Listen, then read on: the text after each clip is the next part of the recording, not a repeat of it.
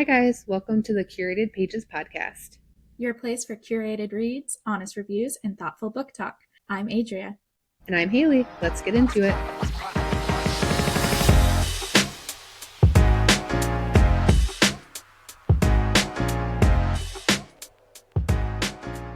My first current read is The Things We Leave Unfinished by Rebecca Yarros. This one essentially is about this 28-year-old woman, Georgia Stanton, who moves back to her hometown after this really messy divorce. And she finds these old letters from her great-grandmother, who was a romance novelist. Her last novel was never finished, and Georgia gets pulled into finishing it. She reluctantly sells the rights to another famous author, Noah Harrison, and they have to navigate their relationship and potential feelings for each other. So far, I've been thinking that it's pretty good. I think I'm on like chapter 10 or something. That's good. And yeah, that sounds good. And that's not usually my normal read, but that actually sounds good. Yeah. I'm excited to see where it goes. The only Rebecca Yarros I've read is Fourth Wing. So I haven't really branched out into any of her other books. Yeah, I read Fourth Wing as well, and I wasn't as big of a fan as a lot of people were, just mainly because of the amount of spice in it. Made me a little uncomfy, but I was recommended this one by a friend. This one sounds good. The story of Fourth Wing I really enjoyed, but I'm with you. It's a little too much. Like, the spice kind of overtakes the storyline, and it's like the storyline itself is so good on that book that like I don't need all that extra spice and the back and forth. I love you, I hate you, I love you, I hate you. Yes, that is exactly how I felt with that one. What are you currently reading? I am currently reading, it's actually our Mindful Moms book club read. It is My Husband's Wife by Alice Feeney. I'm about halfway through with it. It's been a quick read. I just started it like 4 days ago, and I'm a slow reader, so I'm getting through it pretty quickly. So far it's multiple perspectives. So each chapter has a different character, and it started out with the wife Eden and her perspective, and it would go back and forth with 6 months ago and a different perspective of a birdie. But basically, wife goes out running, comes back, and another woman is saying, no, I'm Eden, you're not Eden. And the husband's going along with it, saying, like, I have no clue who you are. So Eden thinks she's going crazy and doesn't really understand, like, what's going on.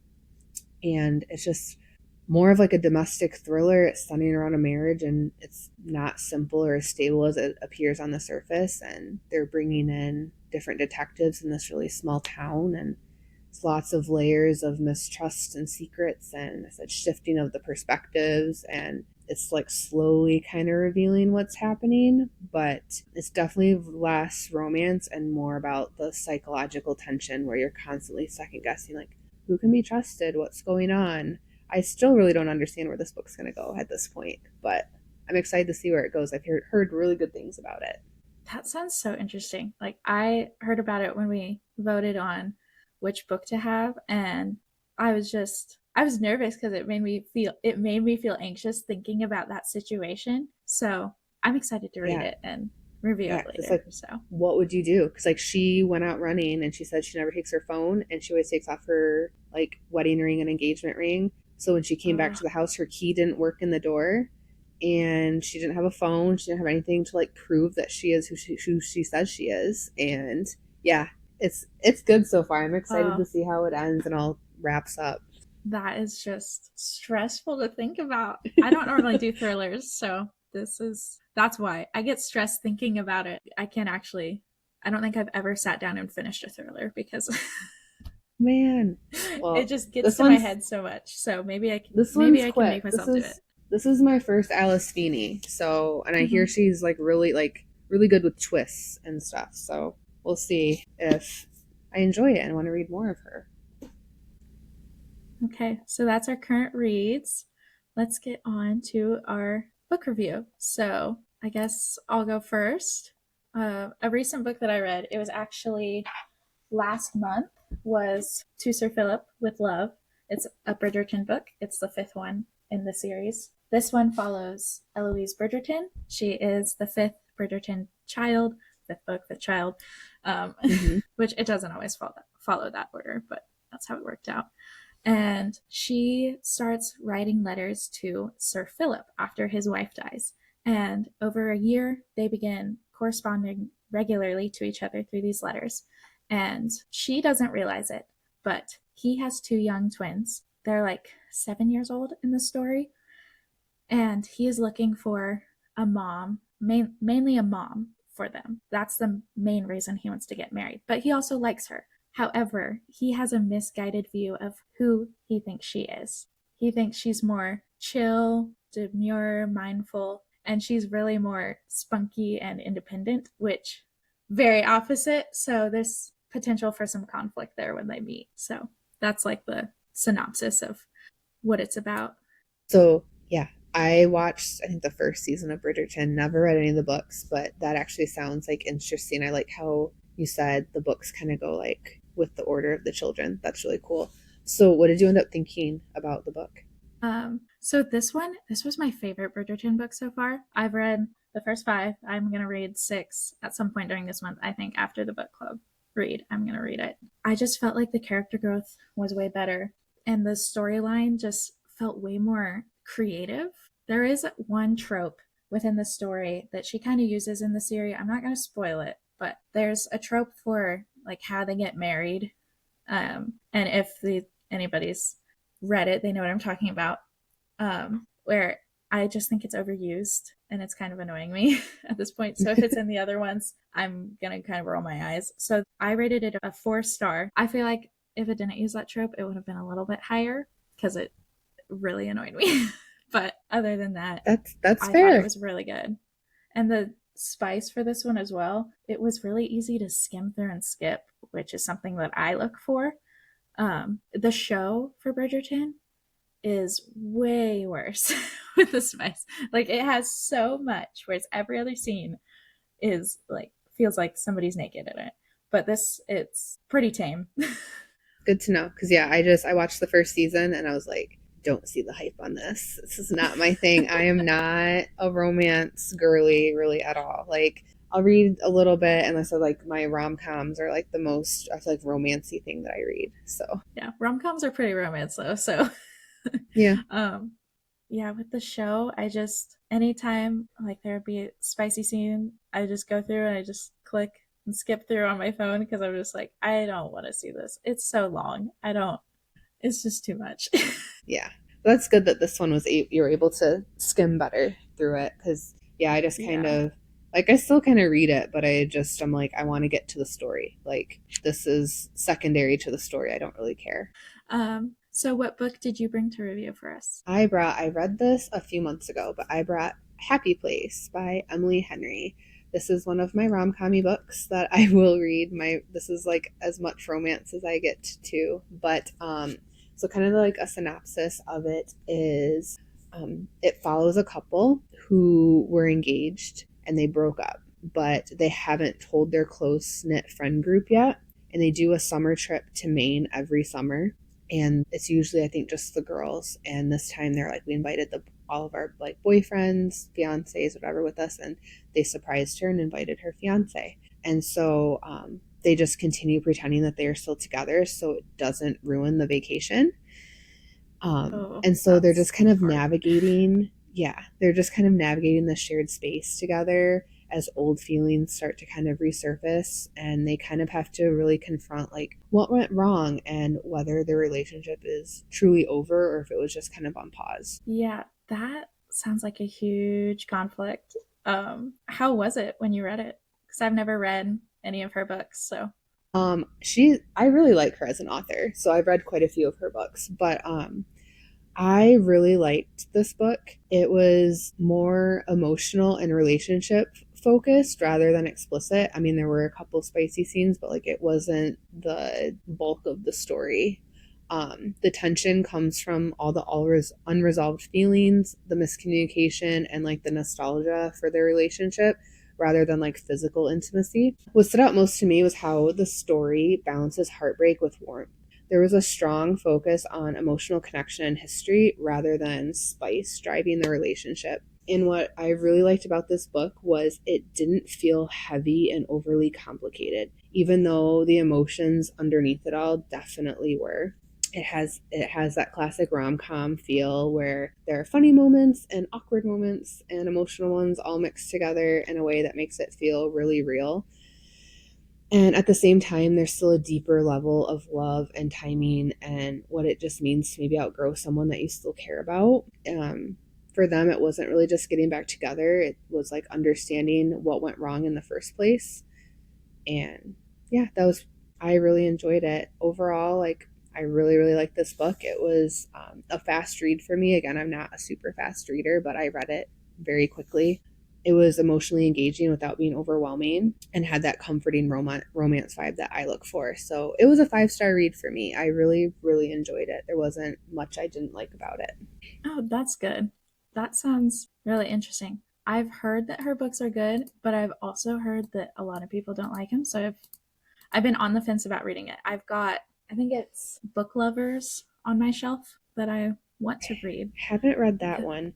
I just actually got done with People We Meet on Vacation by her, and I watched the Netflix movie, and I was like, okay, this was really good. I'll read the book, and didn't really love it. So I've read Happy Place and Funny Story by her, and I've liked both of those a lot.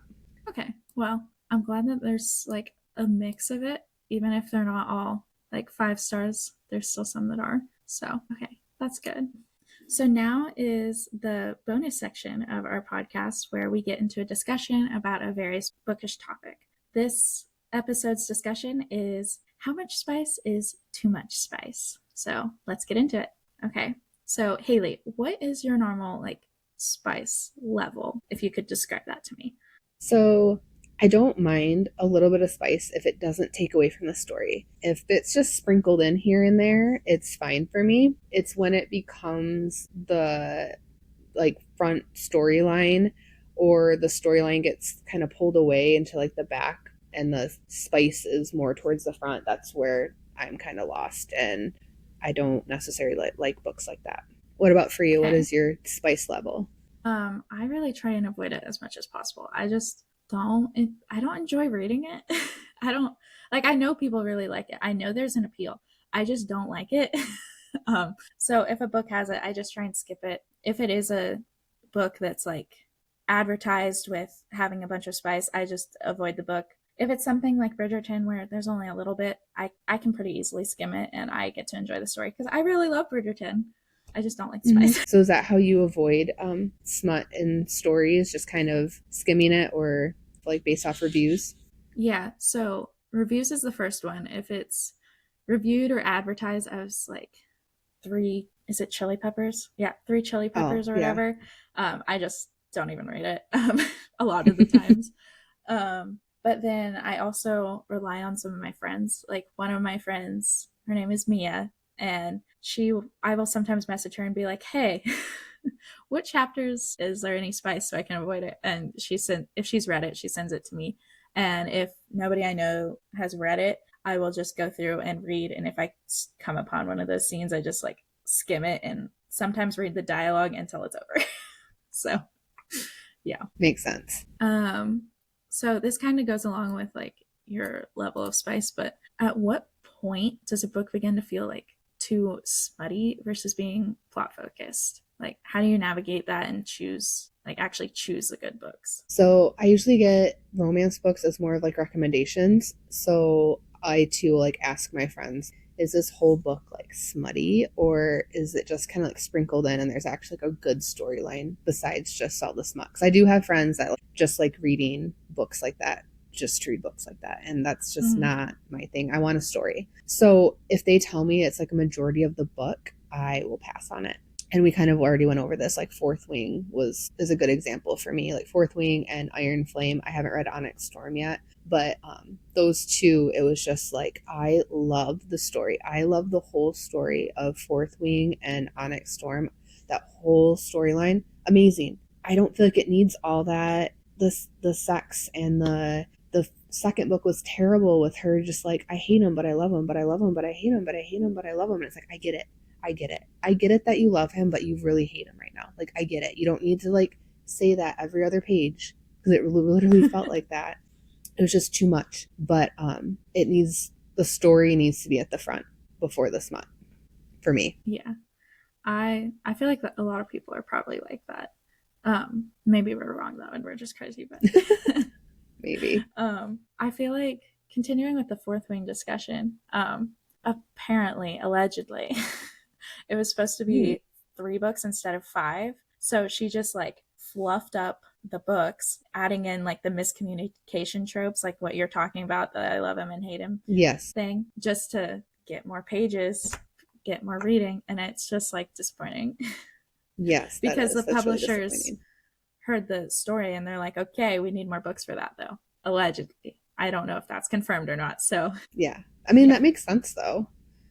Yeah. Because it just felt like so much filler in that second book. Like, yeah. Yeah. Iron Flame was definitely probably the worst out of the 3. So. Yeah. And so I've been like, it's been a year or 2 since I read both of those, and I read them back to back. And I just got Onyx Storm's, a friend let me borrow it, and I just haven't been able to like get myself to read it, because I also feel like I remember what happens in the 2 books, but I feel like I don't remember like enough. I like reading series like one after the other. So now that it's been like a year or 2, I feel like I need to reread the first 2, and I just can't hype myself up to do it right now. Yeah, that's how I feel. That's exactly what I did last year, when it was right after Onyx Storm came out. I think it was like, it came out in January and I read it in February or something. But I read Fourth Wing and Iron Flame and Onyx Storm like back.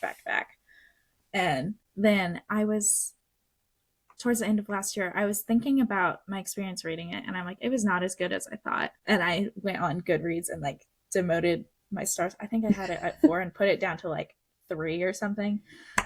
I was just like, it was not that good. Because that was when I first started really getting into reading. So I have another question. Based off of your criteria for like spice level, what's a good book recommendation that meets that? Actually, I would suggest another Emily Henry book, Funny Story. It also gives that like classic rom-com vibe. It was about like guy and a girl were engaged. Guy has a girl best friend that supposedly is just a friend. The 2 engaged, end up breaking up, and he ends up with the best friend, and she moves in with the best friend's ex-boyfriend. And it's just kind of like a messy kind of tangled web. And it was good. It was good though. And I feel like it kind of took place in, I think it says it takes place in Michigan, but it was giving me like Traverse City vibes, which is like, I'm not from Traverse City, but I'm from Michigan. So I was just like picturing Traverse City the whole time I was reading the book. And so maybe that's why I liked it so much too. But I enjoyed that book too. Okay. That one sounds good too. That definitely sounds like a messy situation, but it sounds fun. Like, it sounds like a movie that you could watch. Yes. So. Some of these I'm surprised are not movies, just because of how easily like it gives that rom-com vibe feel, that I'm surprised that they're not movies. Do you have any book recs? Yeah, it's a little spicier than I like, but it's a series I really loved. It was the Twisted Love series by Anna. I don't know how to say her last name, and I'm not going to butcher it. I know which one you're talking about, though. Yeah. The second book in that was my absolute favorite out of the series. It was just, I thought it was so funny, and it was definitely spicier than I like, but it was still pretty good. So definitely look into that one.